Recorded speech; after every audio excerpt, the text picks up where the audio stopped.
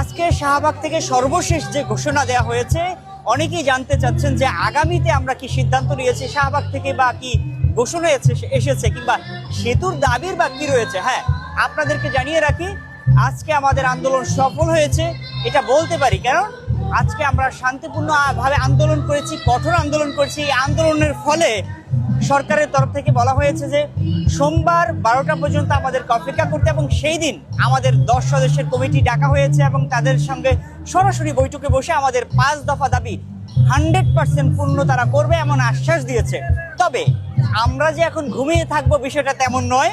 আমরা ঘুমিয়ে থাকার মানুষ না, ভোলাবাসী ঘুমিয়ে থাকবে না, বরং আমাদের তরফ থেকে বলা হয়েছে যে আমরা আগামীকালকে ভোলাবাসী যেখানে যেখানে অবস্থান করছে বা যেখানে যেখানে আছে সারা বাংলাদেশে প্রত্যেকটা ভোলাবাসী আগামীকালকে মানববন্ধন করবে এবং দাবি আবারও জানাবে।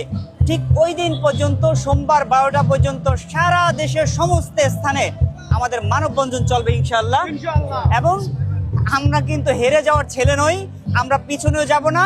যদি পেছনে যেতে হয় আমাদের মৃত্যু এবং সামনে সেতু না পাওয়া পর্যন্ত আমরা ঘরে ফিরবো না ইনশাআল্লাহ। তাই সকলে যে যেখানে আছেন সেখানেই অবস্থান করুন এবং যার যার স্থান থেকে সমাবেশ করুন, মানববন্ধন করুন। আমরা অপেক্ষা করছি সোমবার 12টা পর্যন্ত। সাথে থাকুন, সাথে আছি আমি ত্বকি খান। আল্লাহ হাফেজ।